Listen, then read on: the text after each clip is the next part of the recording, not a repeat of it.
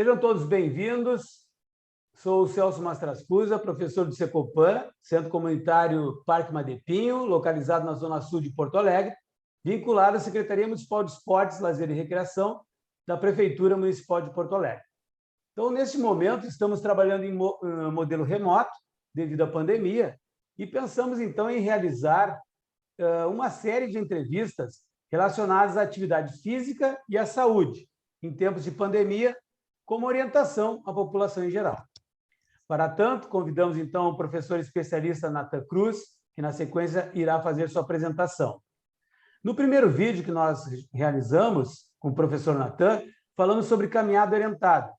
E, nesse segundo vídeo, iremos falar sobre atividade física como ferramenta de prevenção e manutenção da saúde. Então, saúdo o professor Natan, peço que ele se apresente, e aí vamos iniciar com a nossa conversa. Tudo bem, tranquilo. Mais uma vez, a gente está aqui colaborando com o professor Celso, é um prazer. E vamos aí, vamos às perguntas, vamos tirar as dúvidas, né, e fazer uma nossa troca de experiência. Legal. O professor Natan é personal, tem trabalhado nessa área há bastante tempo, fez especialização em fisiologia do exercício, é isso, né, professor Natan? Isso mesmo. Então tá, vamos lá então. Professor Natan, a partir de que idade se recomenda realizar atividade física? Bom, com o evento da natação para bebês lá na década de 70, 60, lá na Europa, vindo para o Brasil, a natação, então, a gente já parte do princípio que um bebê pode fazer atividade física, pelo menos orientada, né? Que nesse caso seria a natação. E depois, eu acho que em qualquer faixa etária, né, o corpo precisa e necessita de movimento. Então, não existe uma data limite para se iniciar, né? Eu acho que desde que a gente já consiga absorver movimentos, executá-los com coordenação, eu acho que é a idade certa para se começar.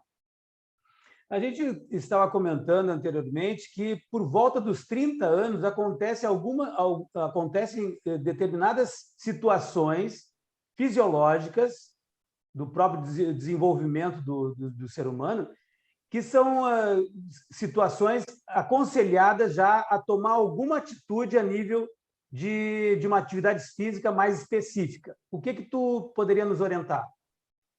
Bom, eu te diria que aos 30 anos, é a terceira década de vida, já começa a fase decrescente de qualidade ósseo-muscular dos sistemas. Mas a gente não pode esperar chegar nessa idade para fazer alguma coisa. Eu acho que durante toda a nossa adolescência, a nossa fase adulta, nós temos que praticar atividade física. A partir dos 30 anos, se aumenta essa redução da perda de qualidade, das qualidades do corpo. Então, assim, a gente começa a perder massa magra, começa a diminuir a resistência, os hormônios, o metabolismo já fica mais lento, já começa o acúmulo de peso em forma de energia, tecido adiposo. Então, eu acho que com 30 anos a gente deve continuar fazendo e exercícios intensos, conforme as nossas capacidades, para prevenir uma idade mais avançada, chegar numa idade mais avançada numa melhor condição física, principalmente com autonomia motora e psicológica. Exatamente, porque não é de uma hora para outra que o ser humano aprende a fazer a atividade física ou vai ter o gosto pela atividade física. Então, se a pessoa já, desde criança, desde adolescente, já tem essa iniciativa de buscar atividades físicas, né, como, por exemplo, a criança brincar, subir em vários locais, né, andar de bicicleta, e o adolescente também buscar mais atividades de, por exemplo, um esporte ou uma atividade prazerosa para ele, quando chegar na vida adulta, porque a vida adulta a gente sabe que com as atividades de trabalho, muitas vezes as pessoas deixam de lado a atividade física.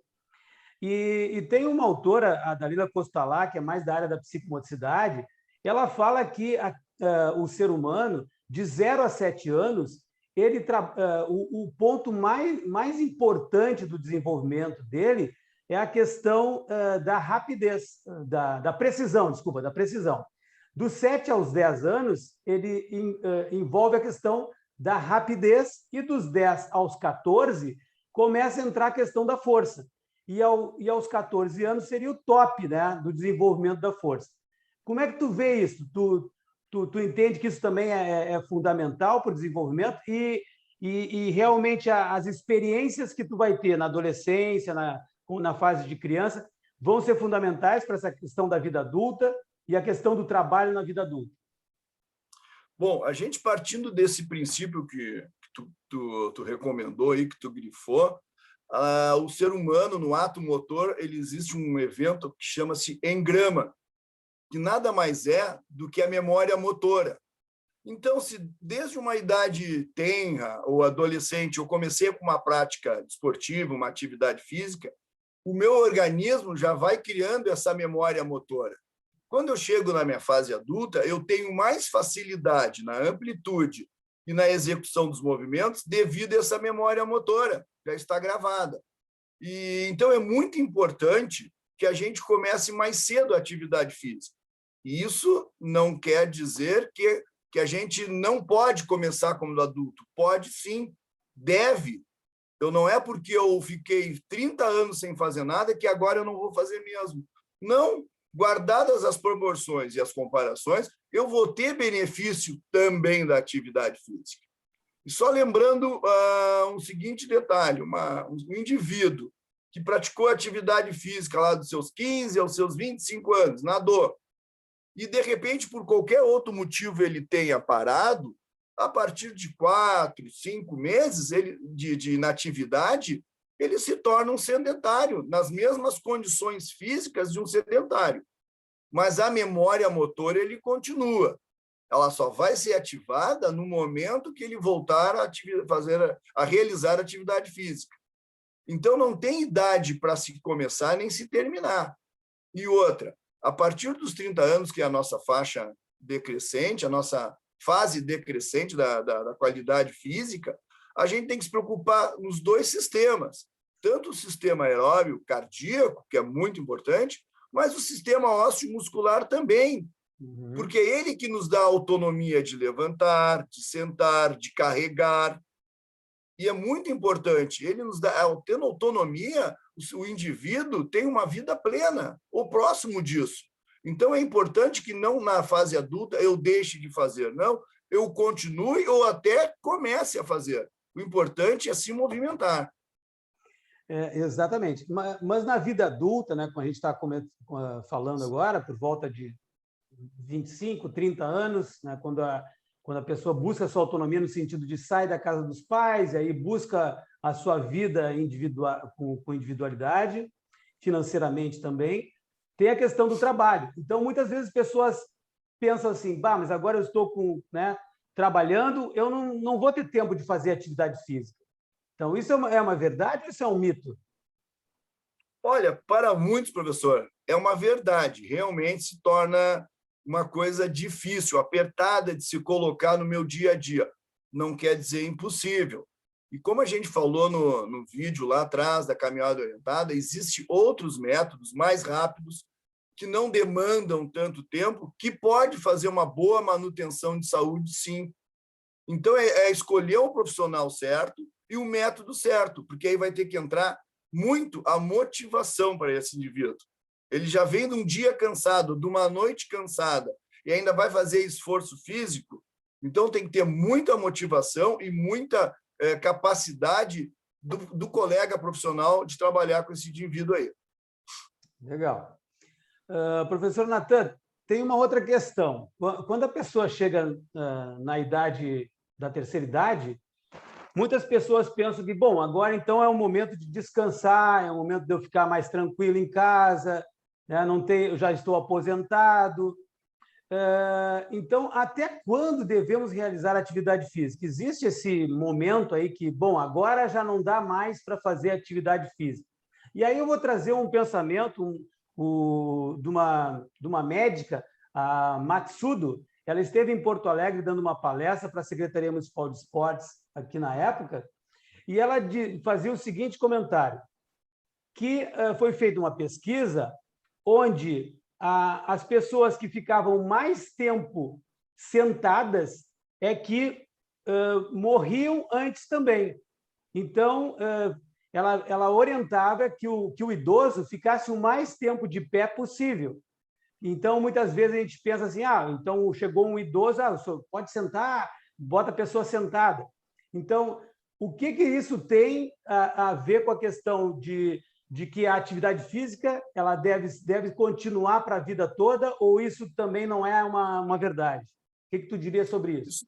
Isso faz parte da verdade, né? Até porque ficar de pé é uma atividade que demanda muito gasto de energia para manter o centro de gravidade, para manter o equilíbrio. Tudo isso tem gasto de energia e é da contração muscular, né? Só que também não podemos pensar só em ficar de pé, que esse vai ser o nosso elixir da vida, né? Não, o ficar de pé, eu acho que ela quis se referir a que a menos inatividade possível a esse idoso. Apesar de ele ter uma idade avançada, dentro das condições dele, ele tem que se movimentar assim, uma leve caminhada, uma flexãozinha de braço, carregar um pezinho, conforme as suas condições. O que não pode ficar é totalmente inativo. Então, eu aconselho, eu gosto muito de trabalhar com o pessoal de idade mais avançada com a musculação, porque ela nos repara, ela nos previne, ou ela nos aumenta um pouquinho de força. A gente tem que saber diferenciar dois detalhes na idade adulta. Força é um componente diferente de hipertrofia, de aumento de massa magra. O aumento de massa magra no idoso realmente é muito difícil por questões fisiológicas, por produção de células satélites. Mas a força é um componente neural, e eu posso adquirir, sim, na faixa etária mais avançada. Então, e a força, ele precisa para se levantar de uma cadeira, se levantar de uma cama, subir uma escada, carregar suas compras, lavar o seu automóvel. Atividades da vida diária. Exatamente, atividades do nosso cotidiano, que hoje nada mais é que o treinamento funcional que nos prepara para essas atividades, para as nossas funções. Então, eu te diria, professor, que não existe idade limite a pessoa estando apta ao movimento. Uhum. Quando eu estava dando aula na universidade, e os trabalhos de conclusão de curso, quando falavam sobre idosos, vinha sempre praticamente com quase toda a descrição voltada dizendo o seguinte, né, com o problema é o seguinte, a qualidade de vida, atividade física e qualidade de vida para o idoso, né? E colocando sempre como atividades assim, mais leves, uma atividade mais de caminhada. E eu sempre colocava uma questão para os alunos, que será que nós não estamos desmerecendo a possibilidade de expansão da atividade, mesmo para as pessoas da terceira idade, com até um preconceito nessa chegada na terceira idade? Então, eu sempre colocava um questionamento sobre isso, porque já se fala, e já se fala há bastante tempo, na questão dos super idosos. Claro, essas pessoas são praticamente atletas, né? Mas sem a questão do atleta, será que não é um preconceito se colocar que o idoso, então, por exemplo, vamos falar em idoso na idade de 65 anos, no Brasil já é idoso, né? Segundo a regulamentação das normas aí. Será que uma pessoa de 65 anos não pode ter uma condição de vida dentro das capacidades, vou dizer assim, tranquilas de qualquer outro idoso? Será que realmente ele ou qualquer adulto, será que realmente é uma pessoa que precisa de mais, de alguma coisa mais especial, fazer uma atividade um pouco mais leve? Será que isso não é um preconceito? Como é que tu poderia nos auxiliar nesse pensamento? Olha, eu acredito que isso talvez venha de muito tempo atrás, que não existia um conhecimento mais profundo da condição física de um idoso. Então, as pessoas, talvez por medo, por desconhecimento, trabalhavam com atividades mais leves. E, ao passar dos tempos, as pesquisas e os estudos foram nos mostrando que muitos idosos, eu te diria até a grande maioria, tem condições, sim, de fazer e praticar atividades mais intensas, as quais vão trazer um melhor benefício para ele. Vamos pegar esse exemplo desse senhor, dessa senhora de 65 anos aí, que tu colocou como faixa de idoso no Brasil. Esses dois indivíduos têm plenas condições de saúde, exames clínicos bons, o movimento bom. Por que ele vai ter que fazer tricô e crochê e jogar dominó? Não, o que vai beneficiar só para ele? Não acha muito pouco? Ele não tem condição de exigir mais do seu próprio potencial, das suas qualidades físicas? Eu acho que aí entra um pouquinho do conhecimento e do feeling do profissional que está trabalhando com ele. Claro, nem todos vão ter essa condição, mas eu acredito que uma maioria tem, sim.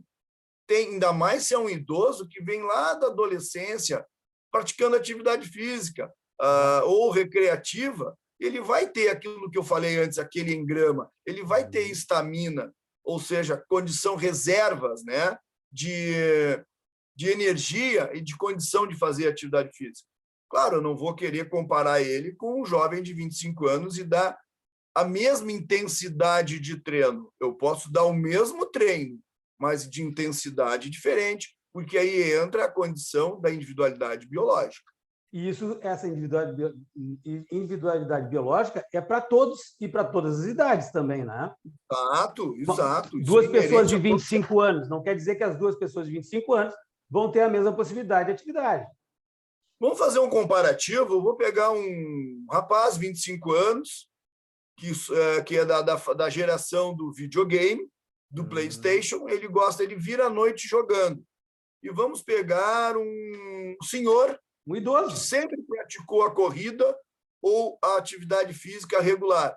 Se a gente for fazer um teste de condição física, quem tu acha que vai ter o melhor resultado? Um tem 25 anos e é quase um sedentário. E outro tem 70. Tem 65, 70, mas é ativo. Eu vou te dar um exemplo, bem rapidinho. Assim, eu vi uma reportagem na TV, um jockey, 78 anos, ele vai entrar no Guinness agora como o jockey mais velho no planeta em atividade. Sabe lá o que é isso? Com 78 anos, tu montar um cavalo de 400 quilos e chegar a 60 por hora? Olha a condição que ele tem que ter. Olha a condição que ele tem que ter. Exatamente que ele tem que ter para exercer essa atividade. Então, para se manter em cima do cavalo, nesta velocidade, com essa idade, e fazer um movimento de risco, de movimento de força, de resistência. Então, é para a gente pensar, né? Claro, ele é uma das exceções, mas a possibilidade existe. Por quê? Porque desde jovem ele faz isso o tempo inteiro. E isso que eu queria colocar. A prática regular levou ele a essa condição, né? Exatamente isso que eu queria colocar. Essa questão da prática regular, porque muitas vezes, a gente, dentro do ambiente educativo, dentro da escola, a gente vai ver as aulas de educação física, né? Que vão até o ensino médio, Então, da educação infantil até o ensino médio, tem educação física.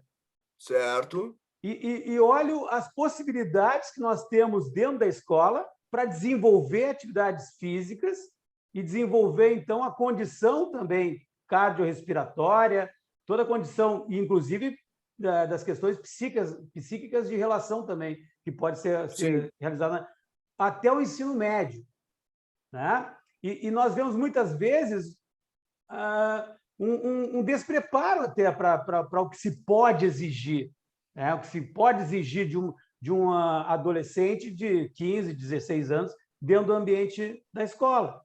Muitas vezes ficam fazendo caminhada, muitas vezes ficam, né, às vezes, conversando, ou, sei lá, outro tipo de atividade. Claro que existem entidades, escolas, que conseguem fazer um bom trabalho nesse sentido, mas eu digo assim, buscar esse potencial, né? Como a gente está falando do idoso, eu também penso que se lá na escola se busca esse potencial, aquilo que nós estamos falando desse engrama, né?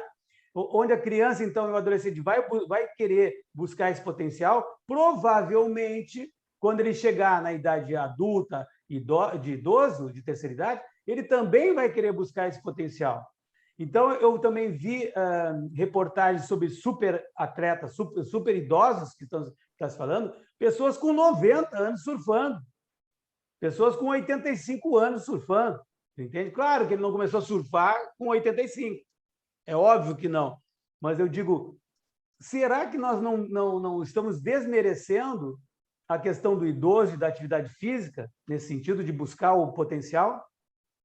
A educação física escolar, professor, ela é muito relativa e muito dependente da filosofia que uma secretaria de educação tem. Ela é refém disso e da realidade que ela se insere. Eu trabalhei em escola por 30 anos e eu trabalhei em escolas que apoiavam muito a atividade física. E trabalhei em escolas que pouco apoiavam, só fazia parte da grade curricular. Eu vou te citar um exemplo. Ali no início dos anos 2000, a educação física para o ensino fundamental eram 3 vezes por semana. Naquela década, a educação física passou para 2 vezes por semana. Aí a pergunta que eu fiz para a pessoa responsável por essa decisão aqui no meu município, se toda a sociedade estava divulgando, estava incentivando a prática desportiva, a atividade física, por que na escola, onde é a maior ferramenta de motivação e iniciação, estavam se reduzindo essas aulas? Ou seja, nós estávamos indo na contramão do progresso do desenvolvimento. E eu não obtive resposta. Então, a nossa educação física é muito relegada a terceiro plano. Sim. Por isso que o nosso adolescente não tem tanto estímulo. Lá na escola, que seria o lugar do estímulo, não é dado. Quem vive dentro de uma escola, eu não vou generalizar, mas algumas, a educação física é o quebra-galho. Olha, os alunos vão ser dispensados porque vai ter uma reunião. Bota lá na educação física, bota lá no pátio.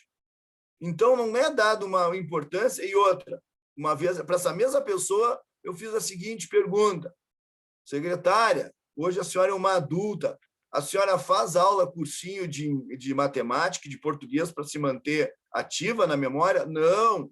E a senhora faz atividade física? Faz. Por quê? Ah, porque é mais importante. Por que a senhora não criou o hábito na nossa criança, lá no ensino fundamental, de ter essa mesma atitude? Também fiquei sem resposta, professor. É de se pensar. Isso é um bom tema para a gente, de repente, até fazer uma conversa específica sobre a educação física no ambiente educativo. Exatamente. Por que o adulto procura a academia, o personal, a atividade ao ar livre? Porque ele quer inserir aquilo em termos para a melhora da sua saúde. Por que lá eu não ensino ele lá no ensino fundamental? Eu tirei uma aula da semana. Será que há interesse mesmo? Ou que tipo de interesse é, né, dentro daquela realidade escolar ali? Então, são coisas que a gente para pensar e vê, por isso que tem tanta coisa andando de uma maneira capenga, né? Verdade. Muito boa a nossa conversa. Foi ótimo. Acredito que agora a gente possa ir já mais para a finalização da nossa conversa aqui. E eu te pediria, então, assim, que tu colocasse quais os conselhos para uma atividade física adequada. Quais conselhos tu poderia nos trazer agora para finalizar o nosso bate-papo aqui e já deixar nosso pensamento de daqui a pouco seguir uma série de outro tema aí legal para a gente poder conversar. Mas vamos lá. Quais os conselhos para uma atividade física adequada? São os básicos que qualquer colega vai dar, né? Não existe idade. Tu citou antes, agora eu estou aposentado. Agora que tu tem mais tempo, tu pode organizar a tua atividade física num horário que tu tenha facilidade de ir e vir e te dê prazer. Então, não é desculpa, agora eu não parei, não, é bem pelo contrário, agora eu tenho mais tempo. Sem dúvida alguma, não faça atividade física sozinho. Eu li na revista tal, eu vi na internet. Não. O professor, o educador físico, o treinador, seja o nome que for dado, ele ainda é muito importante. Porque a atividade física, para ter resultado eficiente, eficaz, produtivo, ele precisa de organização, planejamento. Eu não posso simplesmente todos os dias fazer a mesma coisa. Ou hoje eu me sinto melhor, eu vou fazer uma coisa a mais. Mas será que eu estou pronto para aquilo a mais? Então, eu acho que é muito importante a orientação do profissional que planeje e organize seu treino. Mesmo que seja 2 vezes, 3 vezes na semana, eu vou fazer um trabalho na praça. Faça o trabalho na praça, mas faça organizado. Tenho certeza que o benefício e o resultado virão mais rápido e serão muito mais prazerosos. Legal, muito obrigado, professor Natan. O professor Natan está falando de Bento Gonçalves,